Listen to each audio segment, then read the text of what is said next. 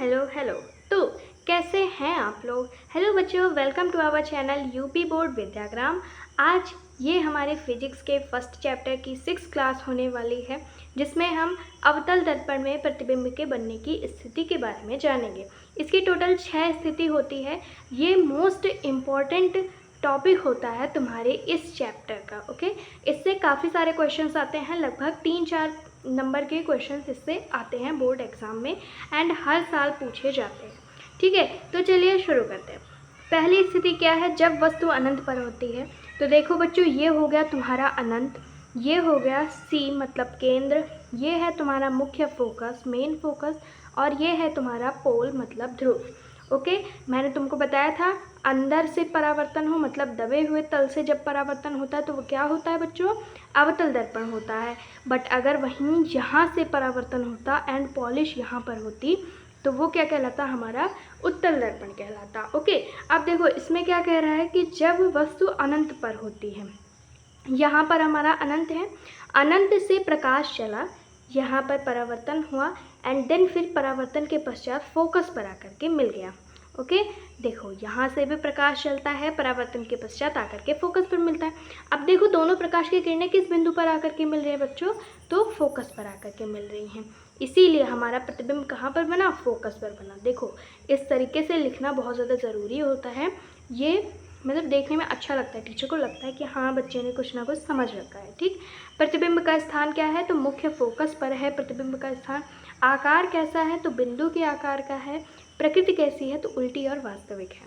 ठीक है, हमेशा अवतल दर्पण में 5 ऐसी कंडीशन होती हैं जिसमें उल्टा और वास्तविक जो हमारा प्रतिबिंब है वो बनता है। बाकी सब में बाकी एक ऐसी कंडीशन होती है जिसमें ये आभासी बनता है एंड सीधा बनता है, उसके बारे में आगे पढ़ेंगे। नेक्स्ट आपका क्या है? तो जब वस्तु अनंत और वक्रता केंद्र के बीच में होती है। जब वस्तु कहाँ होगी? अनंत और वक्रता केंद्र के बीच में। तो देखो मैं थोड़ा सा जूम करके आपको दिखाती हूँ। देखो बच्चों, जूम करने पे थोड़ा साफ दिख रहा होगा। यहाँ पर क्या है? तुम्हारा अनंत है, ये तुम्हारा सी हो गया, ये तुम्हारा एफ हो गया एंड ये तुम्हारा पोल मतलब ध्रुव हो गया। ओके, अब देखो यहाँ पर क्या बोले? जब वस्तु अनंत और वक्रता केंद्र के बीच में होती है। ये हो गया तुम्हारा अनंत, ये हो गया वक्रता केंद्र, इसके बीच में तुम्हारी वस्तु आकर के रखी गई है। इतनी ऊंची तुम्हारी वस्तु है, ए डैश एंड बी डैश वस्तु है, यहाँ से प्रकाश होकर के गुजरता है। ठीक है, यहाँ से प्रकाश होकर के गुजरता है और ये कुछ इस तरीके से तुम्हारा प्रकाश चला एंड देन फिर यहाँ पर फोकस से होते हुए आ गया। दूसरा प्रकाश की किरण कहाँ से आई? सेंटर ऑफ कर्वेचर मतलब वक्रता केंद्र से आई, सेंटर से होकर के आती है, वक्रता केंद्र से होकर के आती है। ओके, अब देखो फोकस और वक्रता केंद्र के बीच में आकर के तुम्हारी वस्तु यहाँ पर बन रही है, राइट, इस तरीके से। तो इसीलिए हम लोग इसमें क्या बोलेंगे कि वस्तु की स्थिति कहाँ पर है?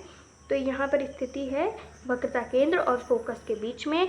कितनी बड़ी है वस्तु? तो वस्तु से छोटी है, जो इसका प्रतिबिंब बन रहा है वो वस्तु से छोटा बन रहा है। सही बात है, वस्तु इतनी बड़ी है, प्रतिबिंब सिर्फ इतना बड़ा है एंड इसमें भी उल्टा और वास्तविक ही प्रतिबिंब बनेगा। ठीक है, बाकी सब की तरह। देखो बच्चों, यही चीज़ यहाँ पर लिखा हुआ है। प्रतिबिंब का स्थान क्या है? वक्रता केंद्र व फोकस के बीच में है। आकार कैसा है? तो वस्तु से छोटा है। प्रकृति कैसी है? उल्टी और वास्तविक है। ठीक है, ये तुमको छयों के छयों उसमें कंडीशंस में तुमको लिखनी पड़ेगी, प्रतिबिंब की स्थिति में तुमको लिखना पड़ेगा। ये अच्छा लगता है देखने में, नंबर ज़्यादा मिलते हैं। नेक्स्ट क्या है? तीसरी पॉइंट है हमारी, जब वस्तु वक्रता केंद्र पर रखी होती है। वस्तु जब वक्रता केंद्र पर रखी होती है, यहाँ पर हो गया तुम्हारा अनंत, यहाँ पर हो गया केंद्र, यहाँ पर तुम्हारा फोकस है, यहाँ पर पोल है, यहाँ से परावर्तन हो रहा है मतलब दबे हुए तल से परावर्तन हो रहा है, मतलब ये क्या है बच्चों? अवतल दर्पण है। ये बात अच्छे से याद कर लेना, हाँ याद कर लेना। देखो अब नेक्स्ट क्या है? जब वस्तु वक्रता केंद्र पर हो मतलब यहाँ पर हो। पहले हम लोगों ने इस जगह पर पढ़ा, फिर यहाँ पर पढ़ा, अब यहाँ पर पढ़ रहे हैं। तो वक्रता केंद्र पर इस तरीके से मैंने एक वस्तु रख दी। पहला प्रकाश निकलता है हमारा यहाँ F से होकर के, यहाँ से होकर के जाता है एंड देन फिर F पर परावर्तन के पश्चात आकर के मिलता है। नेक्स्ट क्या निकलता है? B से प्रकाश हमारा निकला, निकलने के बाद परावर्तन हुआ प्रकाश का, उसके बाद में जाकर के इस बिंदु पर आकर के मिल गया। ये हमारी कंडीशन होती है। दोनों प्रकाश की किरणें कहाँ पर मिले हैं? यहाँ पर, जहाँ पर B बिंदु लिखा हुआ है यहाँ पर आकर के मिलती है। अब देखो ये हमारी वस्तु का प्रतिबिंब यहाँ पर बन गया इसी जगह पर। देखो प्रतिबिंब और वस्तु दोनों एक जैसी लग रही हैं, मतलब वस्तु के बराबर तुम्हारा प्रतिबिंब बनेगा। कहाँ पर बन रहा है? तो वक्रता केंद्र पर, इसी पर ही तुम्हारा प्रतिबिंब बन रहा है। ये सबसे ज़्यादा सिंपल होता है, जितना भी आगे तुम पढ़ने वाले हो ना, उन सब में सबसे ज़्यादा सिंपल यही कंडीशन होती है। ठीक है बच्चों, क्या हो गया? प्रतिबिंब का स्थान क्या था? वक्रता केंद्र पर। कहाँ पर बना? वक्रता केंद्र पर। आकार कैसा है? तो वस्तु के बराबर है। प्रकृति कैसी है? तो ये भी उल्टी और वास्तविक ही बनेगी। ठीक है, ये अभी देखने में थोड़ा टफ लग रहा होगा, लेकिन थोड़ी प्रैक्टिस करते रहोगे ना तो काफ़ी ज़्यादा अच्छे से समझ में आ जाएगा। काफ़ी अच्छी चीज़ होती है ये। ओके, अब नेक्स्ट हेडिंग तुम्हारी क्या है? जब वस्तु वक्रता केंद्र और मुख्य फोकस के बीच में होती है। देखो बच्चों, थोड़ा जल्दी में पढ़ा रही हूँ वरना क्लास थोड़ी लंबी हो जाएगी, बट समझाने का तरीका ही वैसे ही रहेगा, मतलब समझाने में कोई भी कसर नहीं छोड़ी जाएगी। ओके, अब देखो क्या है? जब वस्तु वक्रता केंद्र और मुख्य फोकस के बीच में होती है। पहले वस्तु कहाँ थी? अनंत पर थी, एंड देन फिर अनंत और वक्रता केंद्र के बीच में आई, फिर वक्रता केंद्र पर आए। अब ये हो रहा है कि ये वक्रता केंद्र और फोकस के बीच में वस्तु रहेगी, मतलब यहाँ पर। ओके, अब देखो यहाँ पर हमने वस्तु इस तरीके से रख दी, A dash and B dash. प्रकाश बी से निकलता है हमेशा, एंड पहला प्रकाश फोकस से होकर के जाता है। फिर हमारा बी से प्रकाश निकला, ये भी फोकस से होकर के गया। यहाँ से होता हुआ परावर्तन के पश्चात इस बिंदु पर आकर के दोनों प्रकाश की किरणें मिलती हैं। ओके, मिल गई, एंड देन फिर हमारा प्रतिबिंब कहाँ बन रहा है? इस जगह पे बन रहा है, मतलब अनंत और सी के, मतलब अनंत और केंद्र के बीच में हमारा प्रतिबिंब बन रहा है। दिखने में कैसा लग रहा है? ये वस्तु से बड़ा बना है, राइट। यहाँ पर क्या है? देखो, ये वस्तु इतनी ही बड़ी है, प्रतिबिंब इतना बड़ा बन रहा है।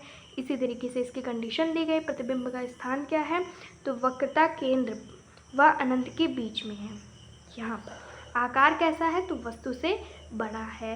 प्रकृति कैसी है? तो अभी भी ये उल्टा और वास्तविक ही बनेगा। तब से हम लोग 4 कंडीशन के बारे में पढ़ चुके हैं। सबकी जो प्रकृति है वो एक जैसी है, मतलब उल्टी और वास्तविक। अब हम लोग पढ़ेंगे अपनी 5वीं कंडीशन को। तो देखो बच्चों, 5वीं कंडीशन में क्या बोल रहा है? जब वस्तु मुख्य फोकस पर होती है। मुख्य फोकस पर होगी, मतलब कि हमारा मुख्य फोकस क्या है? ये F दिख रहा है ना, यही है तुम्हारा मुख्य फोकस। कभी कभी ऐसे लिख करके दे देता है, एंड कभी कभी बच्चों को कंफ्यूज करने के लिए बोलता है जब वस्तु F पर रखी हुई हो, यही चीज़ F। ठीक है, कंफ्यूज मत हो ना, प्रैक्टिस करते रहोगे तो ये काफ़ी ज़्यादा अच्छे से तुमको समझ में आ जाएगी। ओके, यहाँ पर हमारी वस्तु ऐसे रखी हुई है, प्रकाश इस तरीके से निकलता है, एंड देन परावर्तन के पश्चात फोकस से होकर के ही जाता है। ये मत सोचना कि हाँ फोकस पर ही वस्तु रखे फिर भी फोकस से होकर के जाता है। Rule is rule. ओके, हमेशा वस्तु का प्रतिबिंब जब फोकस पे रखा होता है तो इसी तरीके से बनता है। देन फिर बी से किरणें निकलेंगी इस तरीके से, एंड देन फिर पीछे को ऐसे रिवर्स हो जाएंगे। तुम्हारा ये प्रकाश कभी भी आपस में जाकर के मिलेगा नहीं, मतलब ऐसे ऐसे फैलता फैलता दूर तक चला जाएगा। तो इसलिए तुम्हारा जो प्रतिबिंब का स्थान होगा वो कहाँ होगा? अनंत पर होगा। ठीक है, अनंत पर तुम्हारा प्रतिबिंब का स्थान हो गया। आकार कैसा है? तो वस्तु से बहुत बड़ा है, बताया ना, ये आगे जाते जाते ऐसे ऐसे बड़ा होता जाएगा, कहीं पर भी मिलेगा नहीं। तो इससे वस्तु सिर्फ इतनी ही बड़ी, प्रतिबिंब काफ़ी बड़ा हो जाएगा, अनंत तक बड़ा हो जाएगा। प्रकृति कैसी है? अभी भी ये उल्टा और वास्तविक ही बनेगा। तो 5 कंडीशन हमने पढ़ ली जिसमें ये उल्टा और वास्तविक ही है। अब देखो बच्चों, अगली हेडिंग तुम्हारी क्या है? जब वस्तु फोकस व ध्रुव के बीच में होती है। फोकस व ध्रुव के बीच में होती है, इसका मतलब क्या हो गया? फोकस व ध्रुव के बीच में होती है, मतलब ये हो गया तुम्हारा फोकस, ये हो गया तुम्हारा पोल, मतलब ध्रुव। ठीक है, इन दोनों के बीच में तुम्हारी वस्तु रखी है। यहाँ पर हम लोगों ने F पर रखी हुई देखी थी, अब इन दोनों के बीच में रखी हुई देखेंगे। देखो F और P के बीच में इस तरीके से हमने रख दिया, एंड देन फिर प्रकाश का परावर्तन हुआ, प्रकाश की किरण इस तरीके से आई, पीछे को मुड़ गई, लेकिन ये यहाँ पर दर्पण के पीछे इसका जाकर के प्रतिबिंब इस तरीके से बन जाता है। ओके, अभी ये थोड़ा बहुत ज़्यादा टफ लग रहा होगा, कैसे बना ये भी नहीं समझ में आ रहा होगा, लेकिन practice make person perfect. Okay, practice करते रहो बच्चों, काफ़ी अच्छे से तुमको समझ में आएगा। इसकी कंडीशन देख लेते हैं। प्रतिबिंब का स्थान कहाँ है? तो दर्पण के पीछे है। आकार कैसा है? तो वस्तु से बहुत बड़ा है। इसमें भी देखो, इतनी बड़ी वस्तु थी, यहाँ पर आकर के इतना बड़ा प्रतिबिंब बना है। फिर क्या है? प्रकृति कैसी है? तो सीधी और आभासी है। यही ऐसी कंडीशन थी जिसके बारे में मैं तब से चर्चा कर रही थी।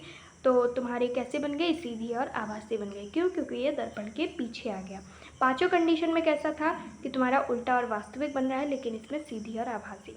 आई होप कि आपको आज की क्लास अच्छी लगी होगी, पसंद आई होगी, एंड सबसे ज़्यादा इम्पॉर्टेंट कि आपको ये क्लास समझ में आई होगी। देखो, ये तुम्हारे पहले चैप्टर का ये जो टॉपिक होता है ना, ये काफ़ी बच्चों को समझ में नहीं आता एंड बहुत ज़्यादा बोरिंग भी लगता है, तो थोड़ा समझने की कोशिश करना है। एंड अगर कोई डाउट हो तो कमेंट में करके आप लोग पूछ सकते हैं। तो तब तक के लिए थैंक यू, मिलते हैं अगली क्लास में।